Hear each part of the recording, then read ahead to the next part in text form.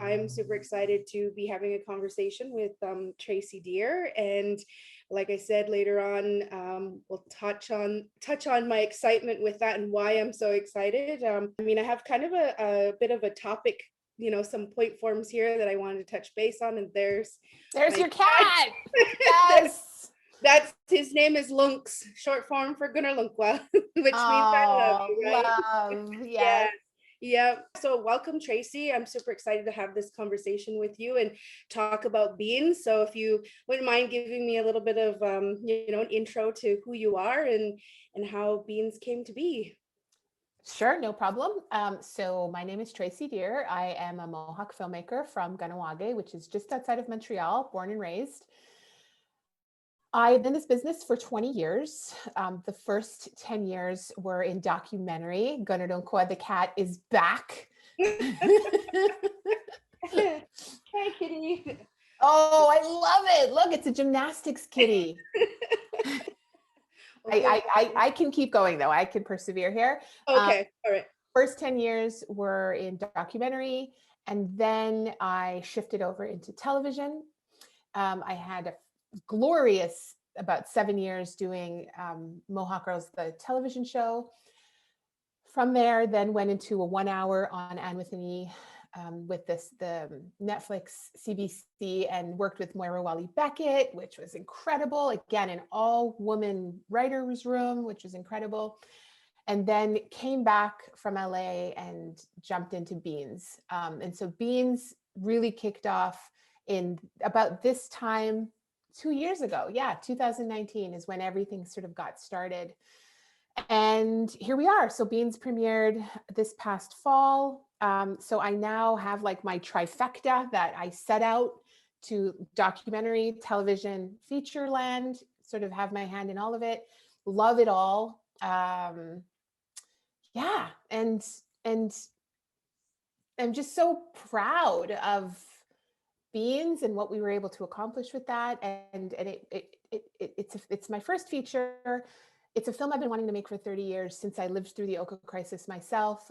In terms of the actual creative process, it's been 10 years in the making approximately. It just took a long time to figure out that script and also find my own confidence to tell that story and figure out what I wanted.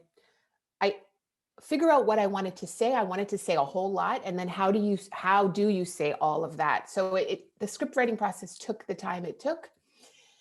And to now have that project done and out in the world, I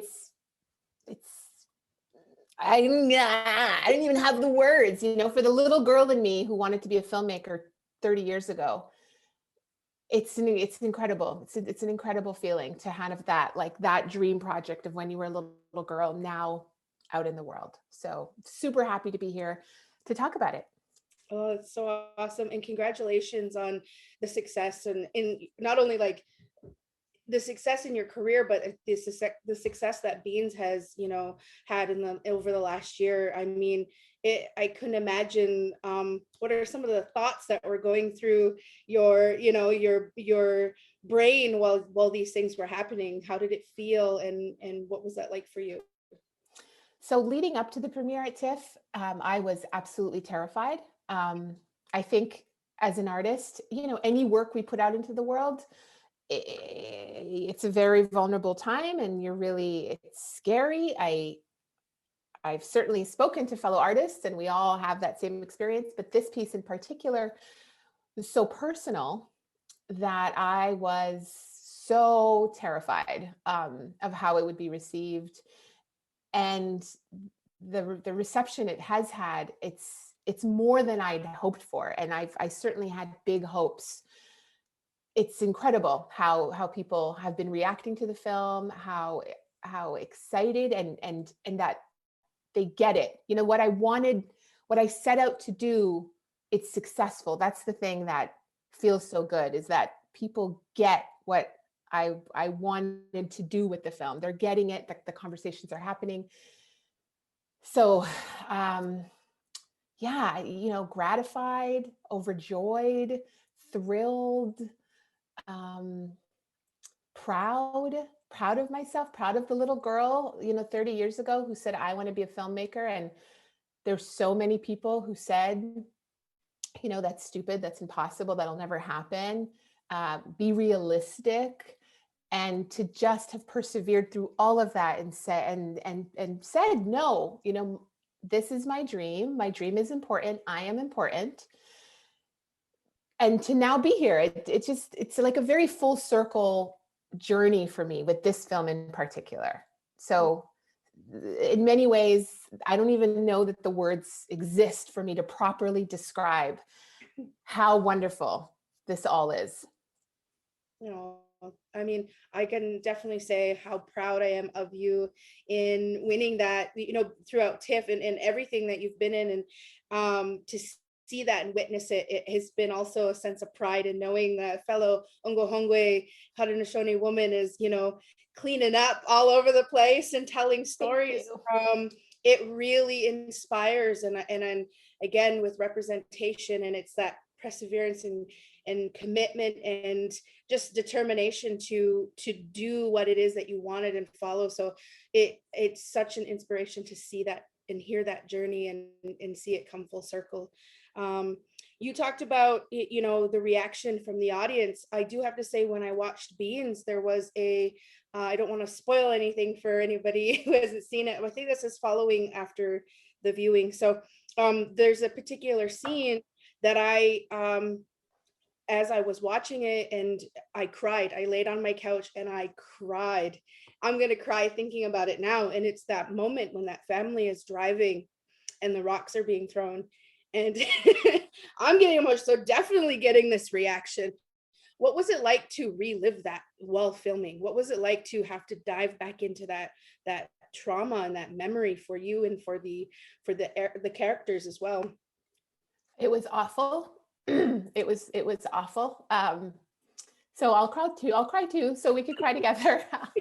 I still have a hard time watching that scene. It really is ripped directly from my memory, and I wrote it exactly as it happened, and the reactions of my mother and the reactions of my sister, it's all ripped directly from my memory. And even though that happened 30 years ago, like, that trauma is as crisp as, yesterday in my mind. And now it will also live forever on screen and in this movie.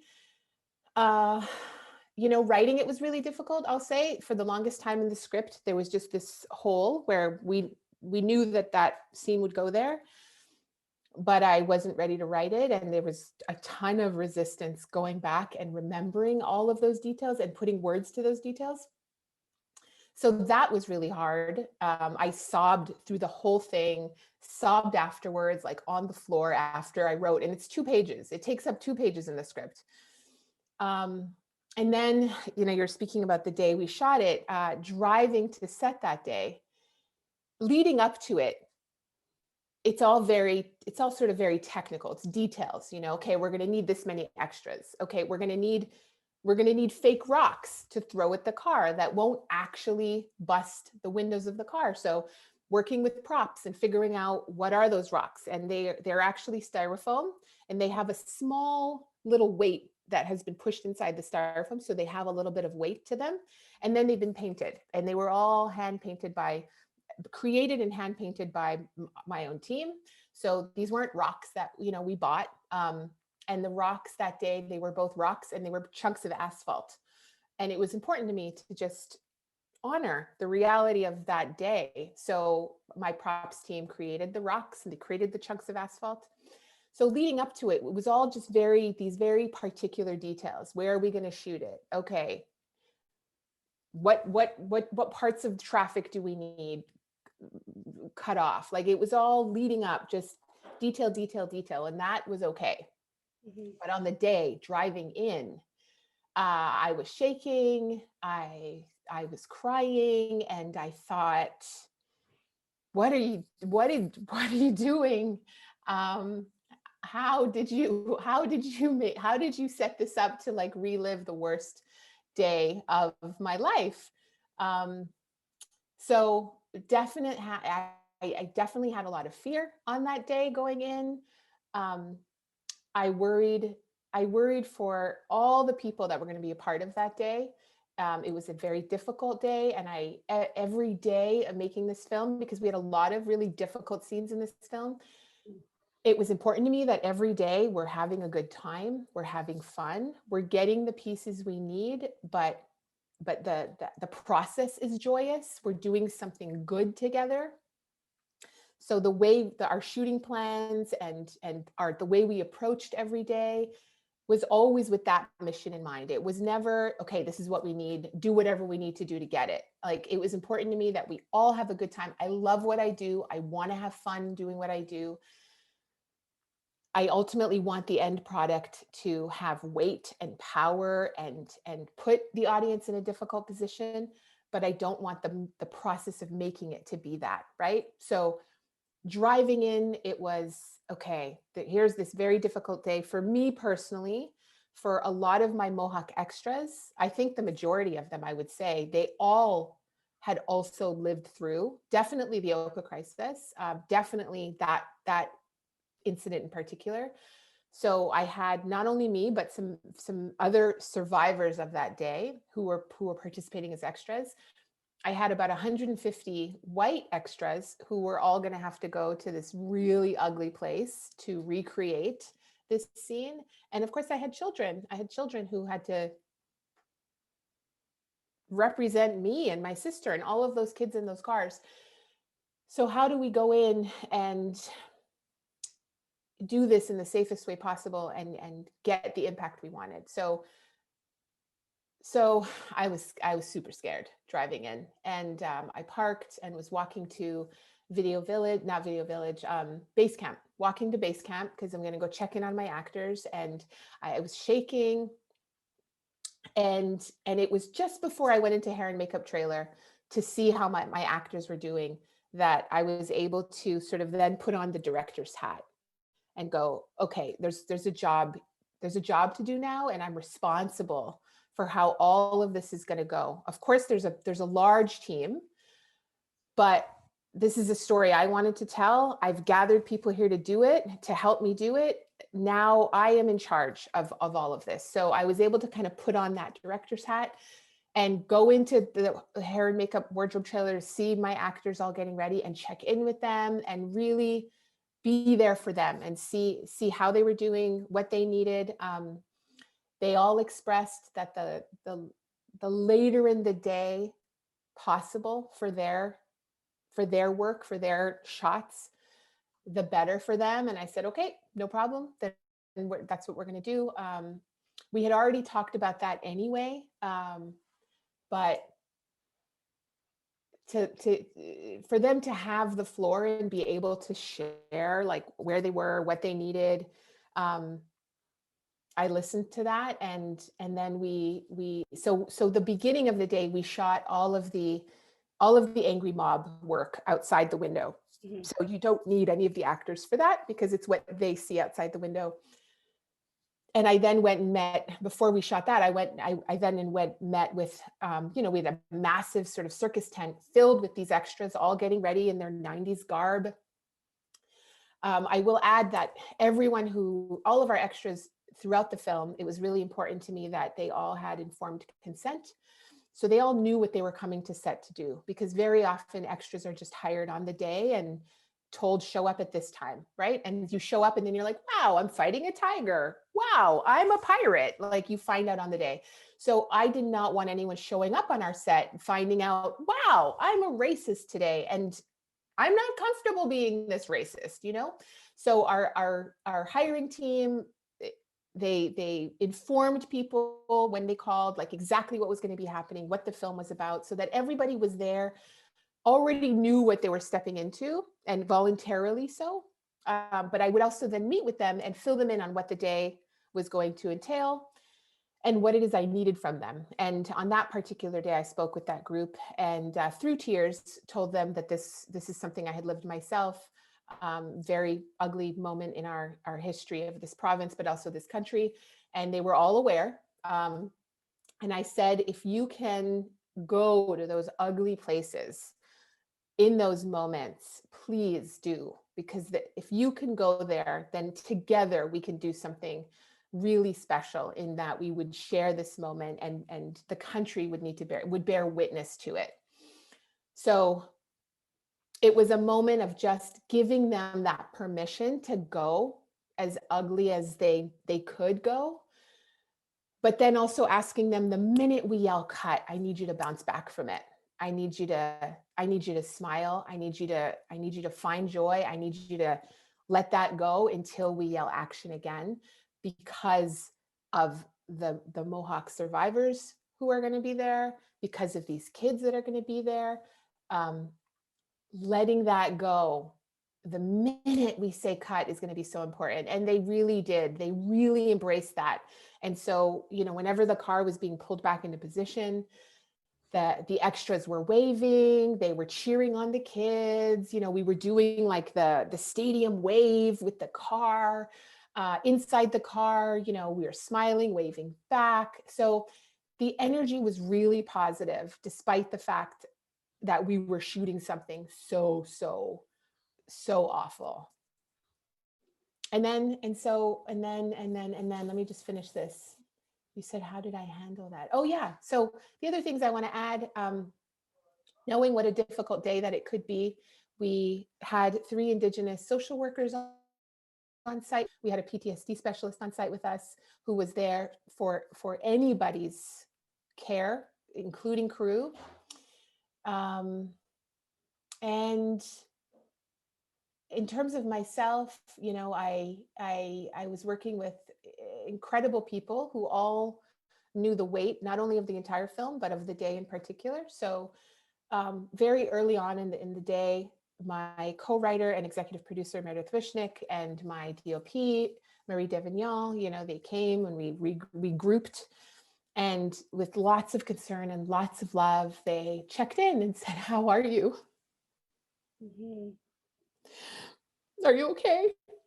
And I told them no, but we'll get through it. And we have a job to do. And I said, what I really need from both of you is to not ask me again, because asking will be too much and I won't be able to hold the line that I need to hold. I said, but I know that you're there if I need you. And let's just do this. And so, we all hugged. They said, okay, let's do this. We're there, Tracey. And when it was all over, then we hugged and we cried, and yep, that's how that went. Oh my goodness. I knew at some point I was gonna cry, and I and I thank you for that, because it's one of those,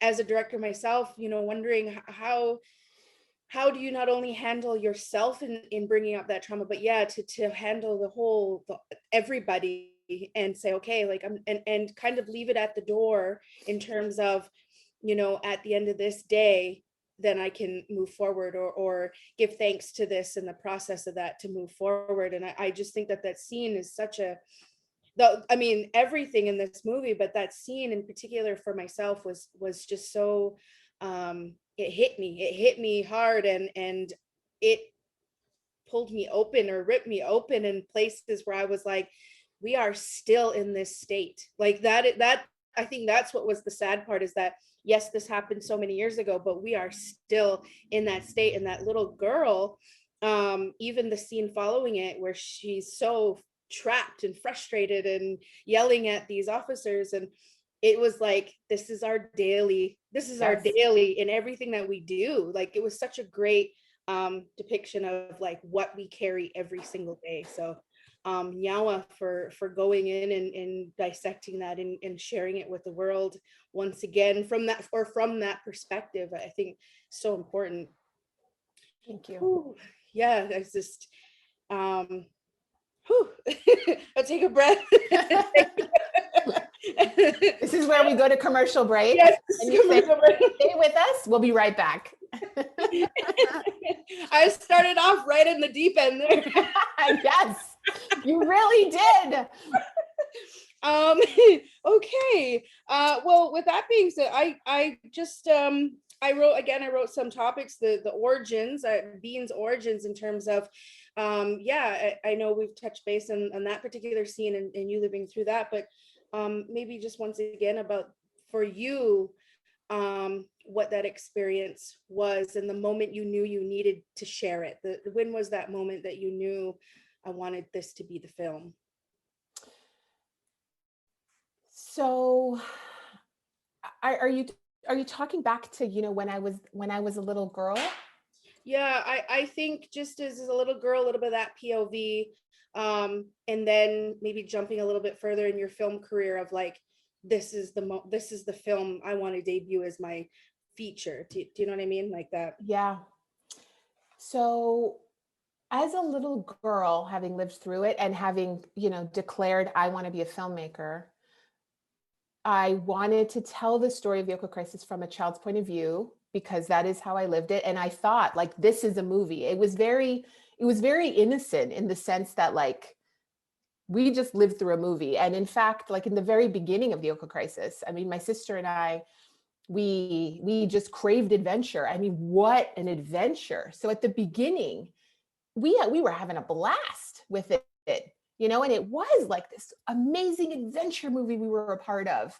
Our parents are home, we're trapped in one place, our bikes rule the highway, the food bank, like it was cool. It was cool of like and we were the ones that went to the food bank. We had the bikes, and so it was our job to go pick up our brown paper bag, and it was always like, ooh, I wonder what's in there. And we'd get really excited if there was pasta, because pasta is great. We were not excited when it was porridge kind of thing. But that it was exciting. Every day was like, ooh, what's it going to be? So in the very beginning, it was exciting and fun as little kids until it wasn't. And so I think my idea way back then was just like, I just lived, this is a movie. And the way we lived it is so different. And I really still at that age didn't understand all of it, didn't understand what the adults lived. But I knew that what we lived, I thought at that age, like, wow, that's a movie. Now, then I began growing up, living life, and started to experience the after effects of living through something like that, and then became a young woman and was able to reflect on the connections of that trauma to my self-worth and my choices and all of that, right? And so as I grew older and older, and then of course got myself into therapy at some point, was able to really start piecing it all together and understanding the massive effect it had on me, both for the bad and for the good. I say good because I have taken that trauma now and I use it as a motivator. I never want that to happen again. So what can I do about it? My superpower is to tell stories. So let me tell stories to build bridges. So that I use it as fuel in the work that I do. But for a long time, it almost destroyed me, right? So did I just lose my train of thought? Where am I headed with this? What was the question? Oh yeah, when did I decide? Okay, and let me share this. I definitely did not originally think of this as my first feature.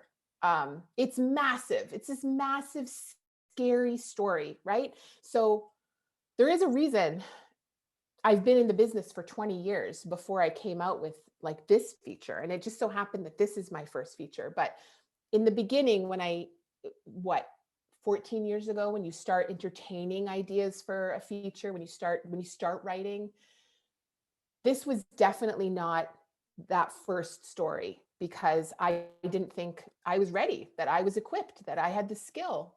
So there were other ideas brewing for a first feature. And then Mohawk Girls happened, right? And so then I had 5 years of filming Mohawk Girls and that experience and my confidence as a fiction storyteller, as a fiction director, that grew exponentially every single season. And so then once all of that experience started happening, the confidence really started to take shape. And so I did start early on. There was my first idea, and then I ended up sharing with the producers, you know, what my ultimate story was. Like, we were in a story meeting, and I was struggling with this other idea. Um, I wasn't feeling the pull to sit down and write it, and I was struggling. And she said, "Well, what do you, you know, what would you feel, what would motivate you?" And I said, "Well, I'm just not feeling the heart for it." And she's like, "Well, do you feel the heart for anything, like anything else, basically?" And I was like, "Well, my dream project is to tell the coming of age of a little girl during the crisis, because that's what I lived." um, but even then, I was sort of like, "But I know it's, you know, it's big, and I'm not sure if I'm ready." And anyway, the producer was like, "If that's where your heart is, let's go there." And so in the beginning, I think the scope of it was smaller, because it was before Mohawk Girls.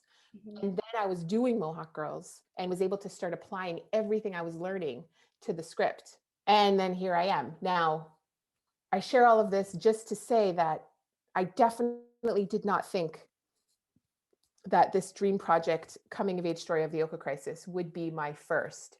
It just so happened that I started the process 12 years ago, and it took all the years to kind of get here. And as I grew, the project grew, um, to be where I am now. And I wouldn't change it. You know, I think all of that work on Mohawk Girls, and then even my work on Anne with an E in that writer's room, and everything I learned from Moira Welly Beckett in terms of storytelling, all of that was infused into the script, and then of course into the filmmaking process. So I think it all happened the way it was meant to happen. Oh, I strongly believe in that journey for sure. In terms of, sometimes I really think that films tell you how they're going to be made. Right. I really do. As much as we, try to make things, the universe is kind of like, the film's like, nope. So, well, thank you for that. Um, it's what a great first debut feature, and Thanks. whatever that journey was, definitely, yeah, definitely, it's written in the stars already that this is when and this is how and where. um with all of that, I'm going to kind of jump into a little bit more of the creation of Beans, in terms of your cast and casting, and what was that process like, and how did you know when the actor was the character? When was that moment for you, and what was that like? So it's a feeling. Um, Everything I do is really, it all stems from feeling, like right from the writing to the casting to the, you know, it's all about what are the, you just, I don't know, you just know. And I think you know what I'm talking about, right? So in terms of finding that cast, we did an open casting call across Canada for the 4 roles, the 4 child roles. And it was open to anyone. And we had kids from around the country send in their auditions. We watched that, and we ended up getting down to a short list, of a total of about 20 kids. We flew them in from across the country to Toronto for a 3-day acting workshop. We had an acting coach for Beans, and so she ran this acting workshop, and it really was that. It was an acting workshop. It was a fun opportunity for kids to learn more about acting, connecting, vulnerability. And meanwhile, the whole time I'm there, of course, my producers are there as well, and we're watching all day. We're just watching them do these exercises and have a good time. And part of what I'm watching for is how quickly they learn, how brave they were in terms of the vulnerability. You know, so much of acting is being brave. Mhm. So watching for that. And then at the end of those 2 days, 3 days, 2 days, we ended up doing a second audition. And I was able to make different pairings, because as I've been watching them all, I'm seeing like, ooh, they could be brother and sister. They could be brother and sister. Ooh, I'd like to see how they work together. So we were able to do pairings of all 4 and put them in a scene together, and then see, you know, how they interact, and then swap somebody out, swap somebody in. by the end of that, we didn't make choices sort of on the day. We all went home, and then everything was recorded. So I had those videos to kind of go back to. And it was just pretty clear by the end of it. And let me just say, all those kids were so talented, but it's a particular chemistry that you're looking for between a brother and sister and a sister and sister. It's a particular chemistry and believability you're looking for between Hank, the teenage boy, the heartthrob that Beans looks to. He can't look too old. And that was the thing is we had some really talented 16, 17-year-olds there, but they looked 19. They really had like man bodies, and next to this little 12-year-old, it was like, that's too disturbing. So like all of these elements come into play. And we found 3 of our cast through that process. Ruby was the only one left, and we did a few more Zoom casting sessions and kept looking, and we were getting closer and closer to shoot, and I still hadn't chosen a Ruby yet. And my producer, was like, Tracey, you're gonna have to make a decision. I need a decision by Friday because I need to buy a ticket to fly her in, because on Monday, like, wardrobe begins. So they weren't even able to buy and be ready for wardrobe for this actor because we hadn't chosen. And it's just because that feeling hadn't happened. The same feeling I had with the other ones hadn't happened. And so then I had to start balancing, okay, so what am I going to go for? Like, if I'm not getting the entire picture, then you have to make some choices, right? So I was really wrestling with that, and I said, okay, just can I have until, let's see, I think I originally asked, she needed a date to book a ticket Friday, so I said, okay, Thursday night I'll make a choice. She says, okay, that's fine. And then, wouldn't you know it, Thursday, somebody on my team who was also from Ganawage, she was in the makeup department. She came up to me and said, Tracey, I see on my list that we still don't have a Ruby. What's going on with that? And I said, well, I'm not sure yet. And she's like, well, I don't know if there's still time, but I know the perfect girl for this role. And she's right here in Ganawage. And so of course I was like, what, really? Who? And she's and it's a friend of hers daughter who has always said ever since she was like 4 years old that she wants to be famous and she wants to be an actress and that she's a performer. So I said, okay, give me her number. So I cold called her mother and explained who I am. Said, I'm going to be making a movie here in Ganawage, and I'm looking for somebody that your friend Lindsay thinks your daughter might be great for. I'm wondering if you're interested in auditioning. And so the mom basically, yes. And then I hear her say, Viola, there's somebody on the phone that's making a movie that wants you to audition. You want to audition? And then I hear Viola go like, so they're both super excited. And I say, listen, the only thing is I need you to come in tomorrow morning. Most auditions, most actors, they get like 3 days to prepare. I said, I'm so sorry. You have this evening and I need you to come in tomorrow morning. She says, okay, we're on it. So sure enough, they came in Friday morning. And meanwhile, I've asked the producer now to give me until Friday at noon. And which she said yes to. And so I met Viola Bove that morning, and she just blew me out of the water and wowed me. And then I had the feeling in watching her perform, and we did some improvisations as well. I knew that was Ruby, and it was such a great feeling to have that feeling with her as well. And so we booked them, and then just like that, Viola was having sort of a normal summer vacation. Just like that, overnight on Monday, she was now being fitted with wardrobe and meeting the cast and doing a read through and meeting the acting coach. And she went on quite an adventure with us that summer. Wow, that's amazing. that feeling. I got goosebumps. I know that feeling. And you know who gave me that feeling was Jay Villeneuve, he was also a part of your film. He came in and did an audition, and it was like, I had somebody else in mind, but as soon as he did that, it's literally, would you say, for me, it's like goosebumps all over my body. And from here, it's like, yes, like that's what it feels like.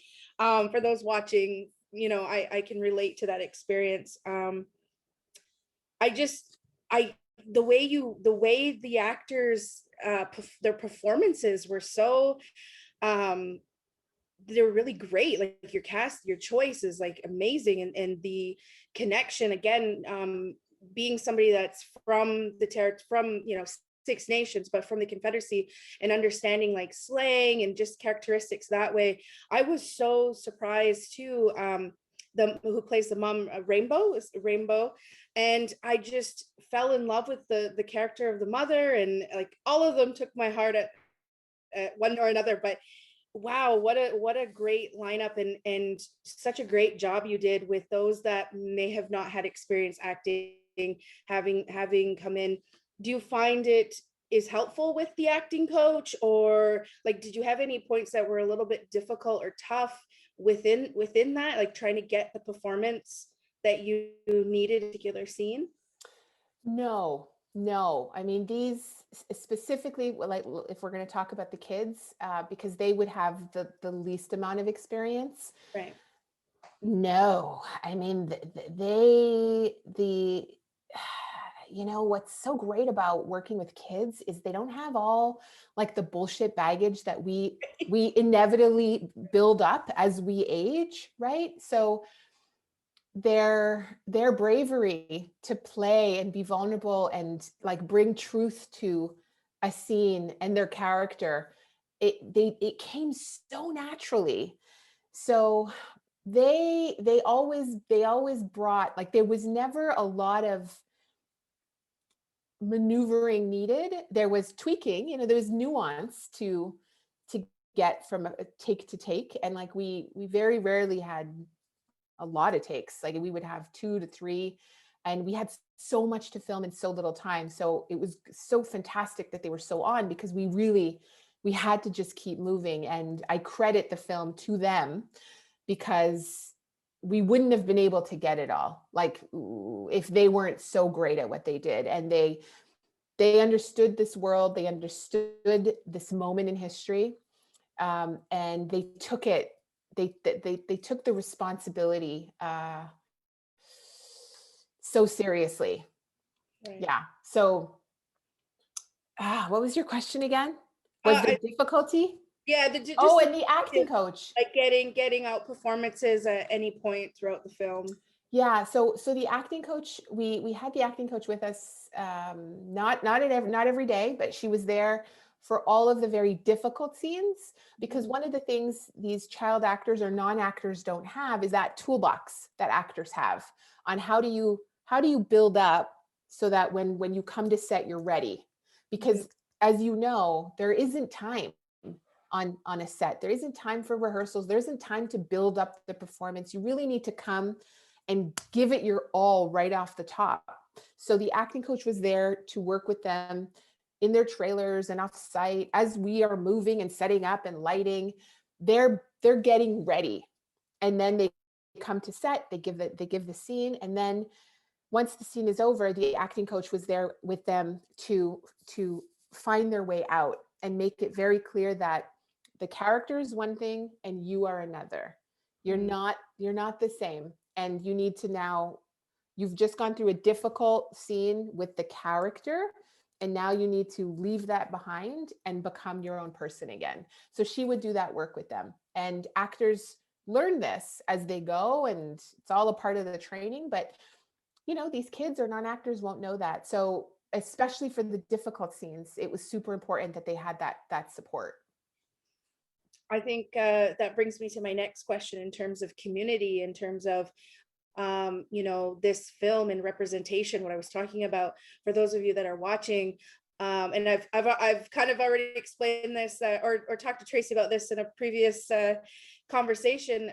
of how much Tracey's Mohawk Girls has inspired me to get on, you know, to follow my dream as a filmmaker.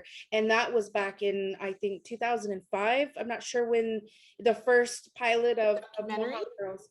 No, there was, Oh, I think it was the first that was the pilot of the show. 2010. 2010. Okay, yes, that's right.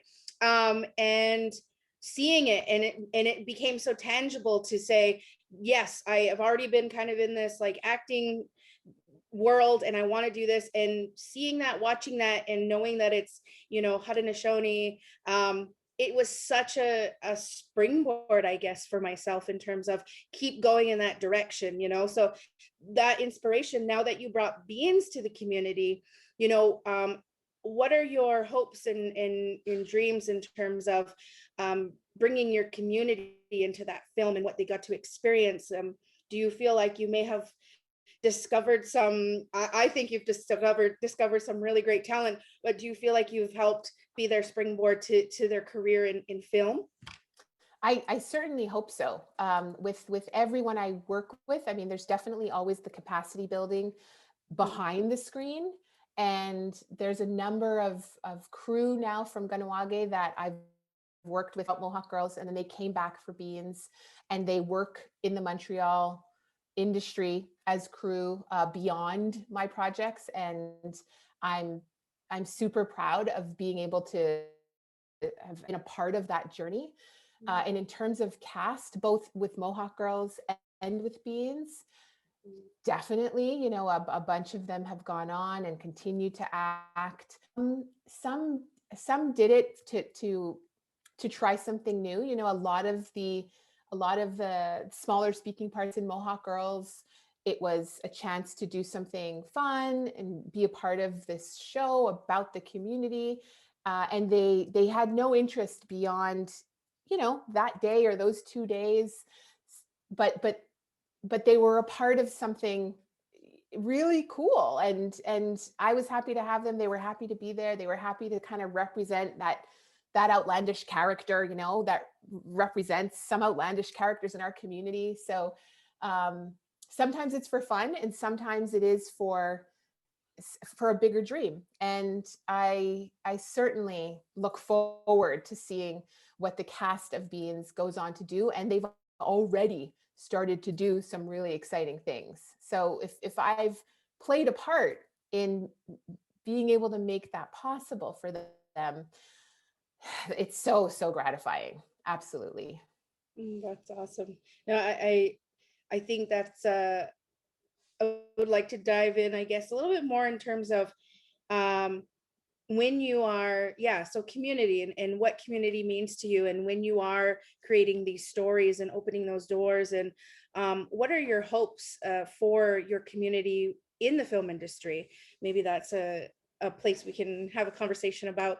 You know, are you hoping to, you know, I don't know, what's your idea of community in film? And I know Kahnawake has a lot of amazing actors, a lot of talent coming out of it. You know, I know Six Yes. Nations is known for musical talent. There's a lot of filmmakers and actors coming out of Kahnawake, and it's like, you know, what is the future? What do you hope for the future of film in the community? You know, I want everyone to feel that their dreams are possible, Mhm. and that it, the book is like, why is the book is wide open. You know, for the longest time, especially when I was little, you know, Kahnawake was very sports driven, and the arts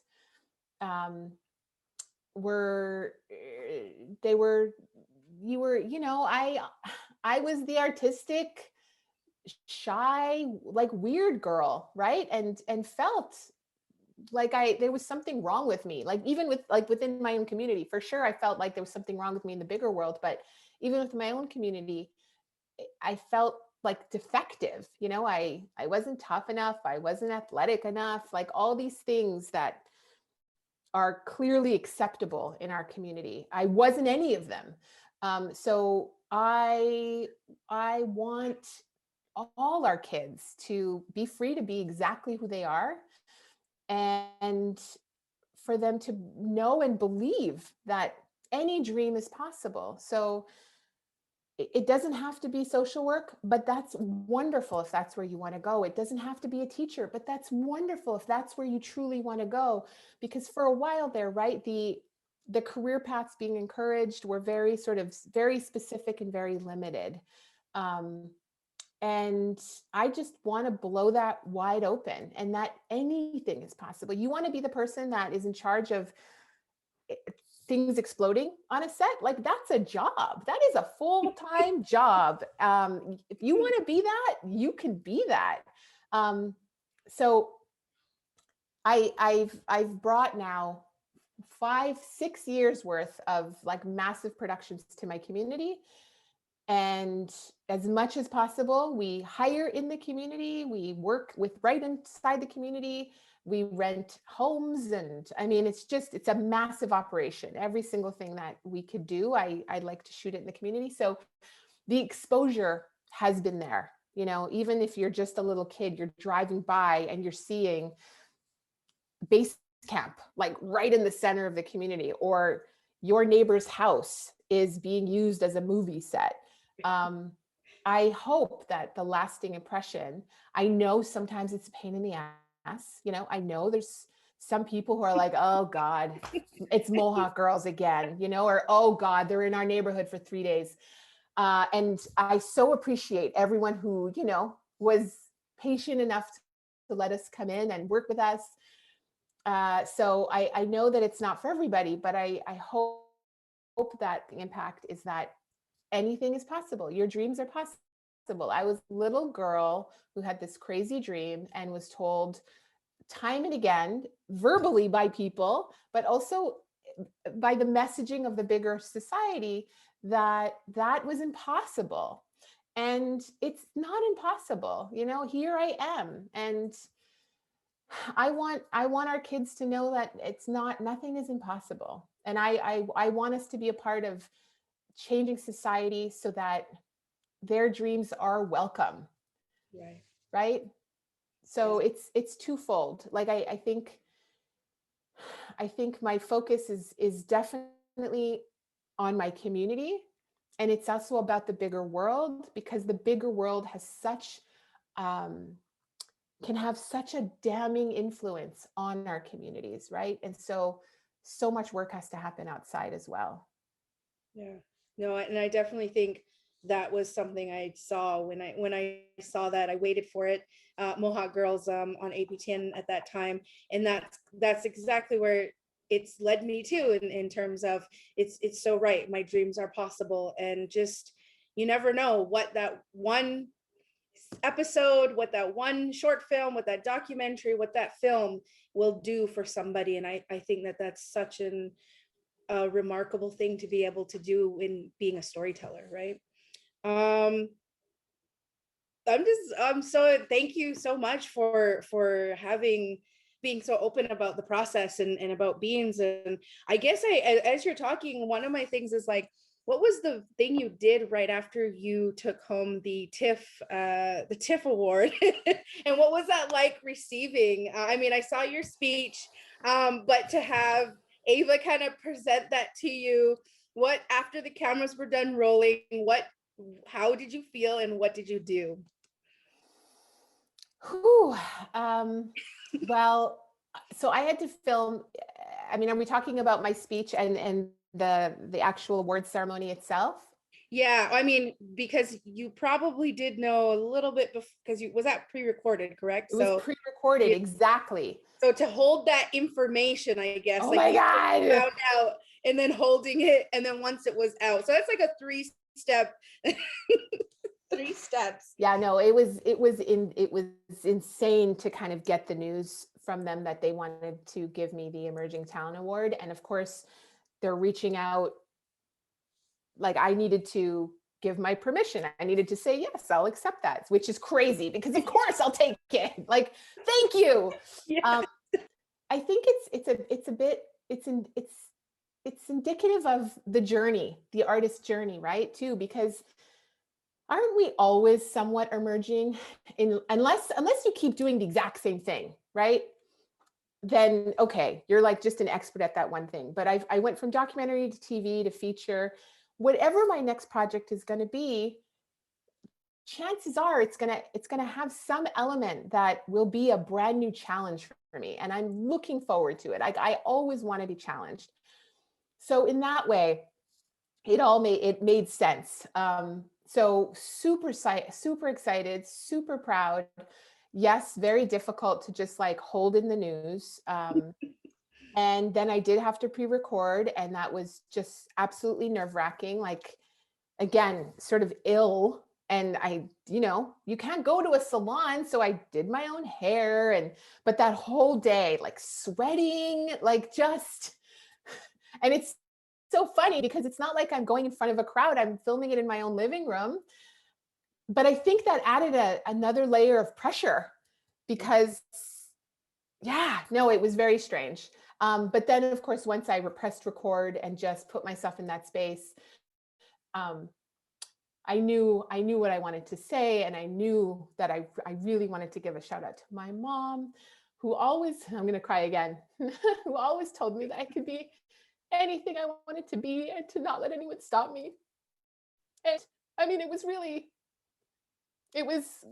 constant. My mom knew that she needed to drill this in because of how tough the world is for us. And so it's just a part of my makeup.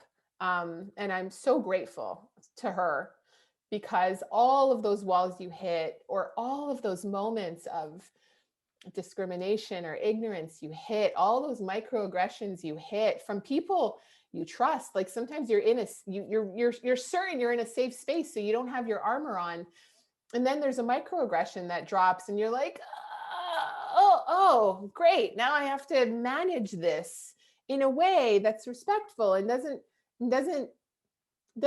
hurt their feelings, because they're an executive who can then greenlight my project or completely make sure I never work again. So, but I must speak up. So how do I speak up, right? It's all of that. And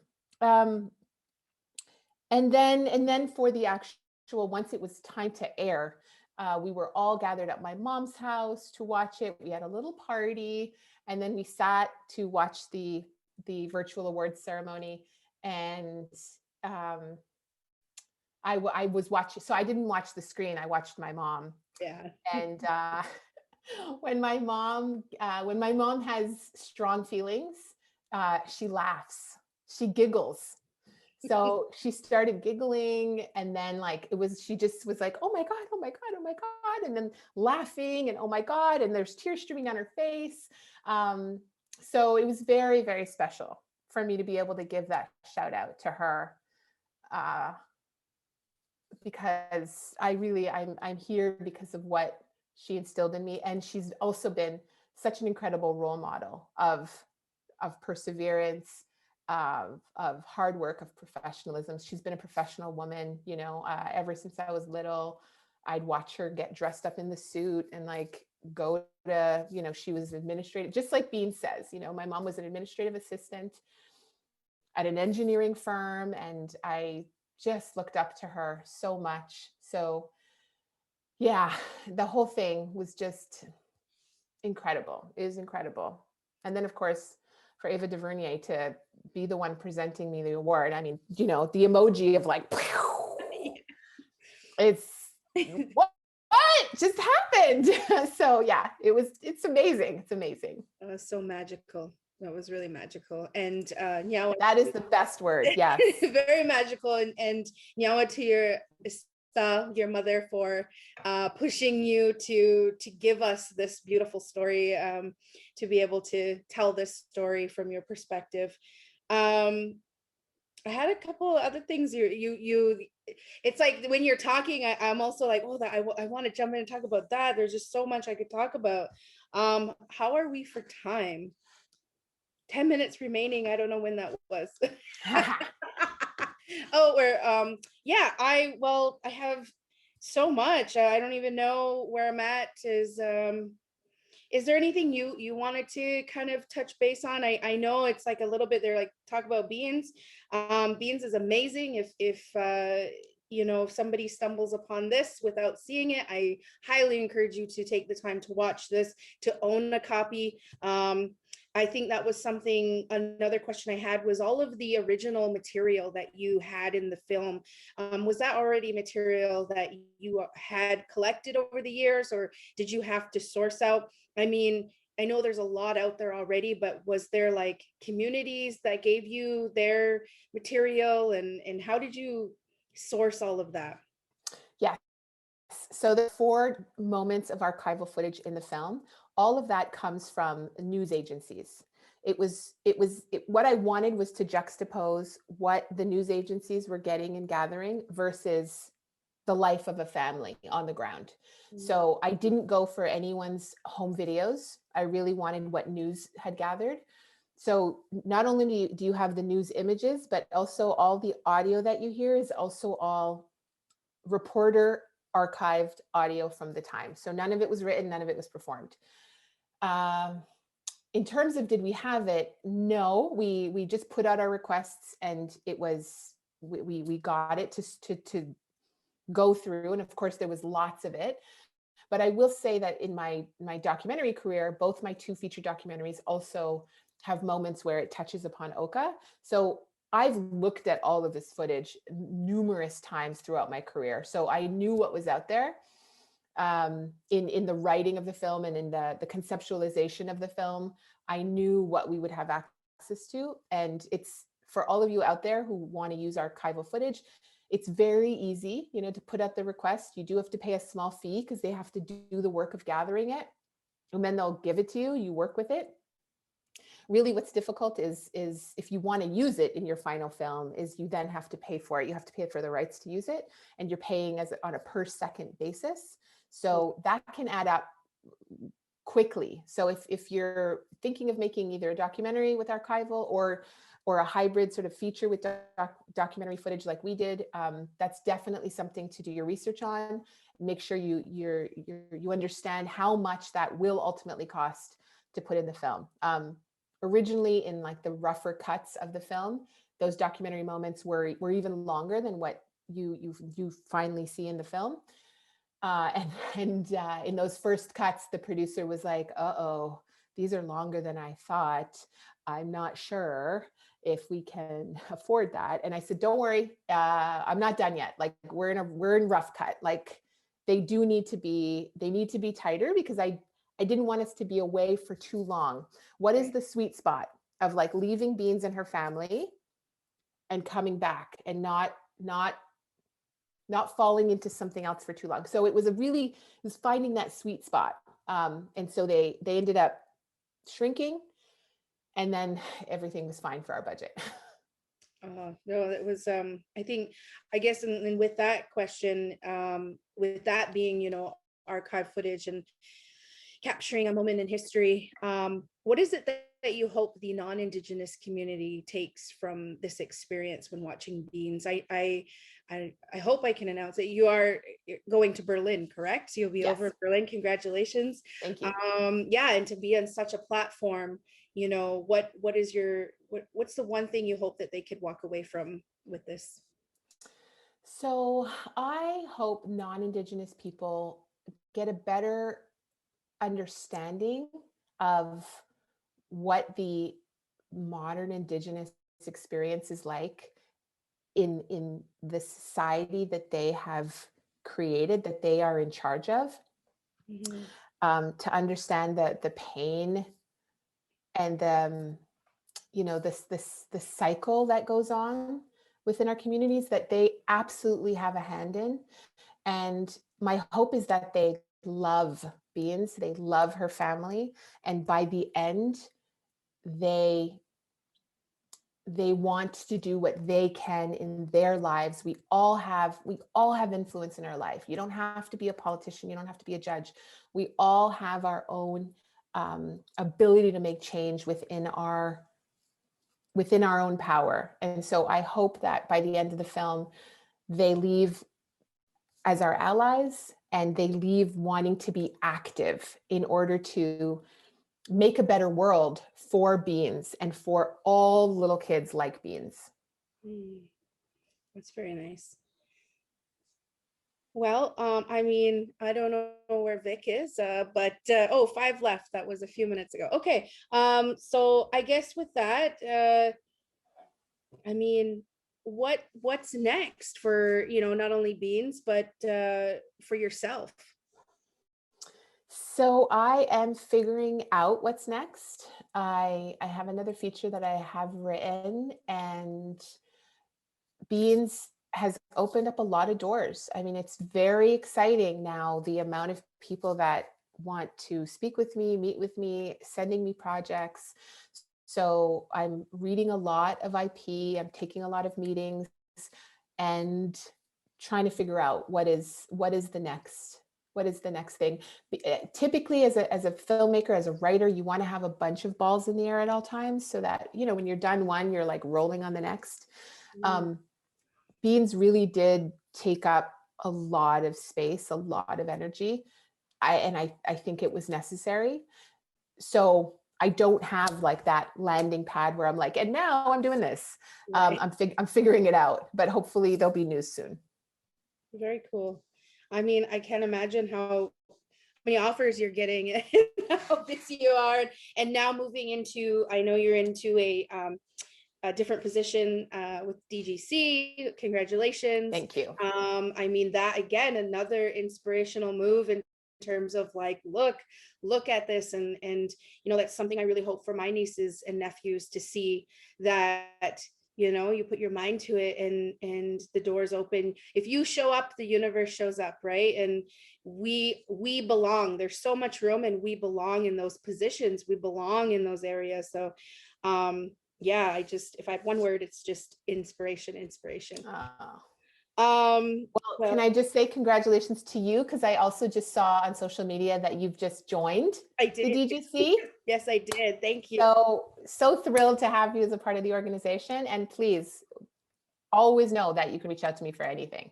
Thank you. I appreciate that. And I totally relate with the this is a good question. In the imposter syndrome part of things, Mhm. growing up with this intergenerational trauma. My mom went to residential school, and I, born and raised on the Six Nations territory. Just any green light or yes, even though I'm very consistent in like moving and I know what it is that I want, there's still this moment of is no, the other person should get, I'm not worthy of it. Like this whole thing goes through your mind. So even with getting into the DGC, I called my mom and I cried, the same as Mhm. when I won the award. I cried, and I just thought, same thing, a little res girl who knew I wanted to tell stories and make movies, but I didn't know what that meant. And so yeah, when I seen again Mohawk Girls, and there are other films in there too, but especially that, it was like, what do you call those checkpoints, kind of like checkpoints, and like, yes, this is it. But have you ever, I guess, have that imposter syndrome, has that ever? Oh my God, that's a whole other panel. I know. That yes, sweetheart. Like absolutely. And to everyone listening, I still battle it, honestly. So, and I mean, look, I wish I didn't, I wish you didn't. You know, I like how much it's almost like we work so hard to prove ourselves to others, but ultimately there's something inside us that what do we need to do to prove it to ourselves that like we belong, we are good enough. There, and again, there's space for all of us, and frankly there's like space right now for like so many of us, right? But the fact that we are thinking that, or the fact that like within our own community, like it's not a competition, there's so much space for all of us. And I think it's on all of us to really be uplifting each other right now. Because that's another thing that I think is a whole nother panel, which I find really, it's difficult, like when your own community comes for you, right? And has those messages of like, who are you to tell this story? or they hate your work, they hate your story, they hate your voice. I certainly live with that all the time, and it's hard. It's so hard. It's hard enough to get criticism, but when it's your own people or your neighbors, it's really hard. So yes, deal with it all the time. And I do a lot of work, a lot of sort of self-love work to get through those moments of extreme self-doubt. Right. I think you're right. I think that's something I would like to see a panel on is, because we're not only breaking through, the generational traumas, the types of community or experiences, but there's the whole industry that was not set up, the whole system that was not set up for us to succeed in. And so when you have those moments of success, it's like, who's playing the joke? Did I actually work? But I think that's the huge benefit, or the great thing about the more that there is of us in this industry, that support system is getting bigger and bigger to say, yes, I feel supported, or I feel like I deserve to be here. And yeah, I could go on about that. I was just saying, Nyaweha, thank you for having this conversation today about not only beans, but a little bit of your backstory and your journey.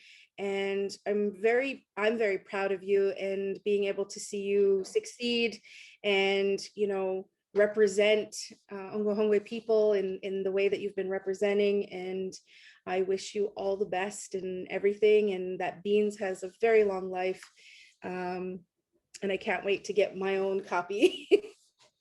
Aw, thank you so much. I've enjoyed this so much, and I can't tell you how much it means to me to hear that my work, or things that I've done have had a positive impact on your own journey, and in you knowing that you can follow your dreams. It just makes me so happy. Thank you for sharing that. And I can't wait to see what you do next. And I've really enjoyed this conversation. So thanks for doing it. Yeah.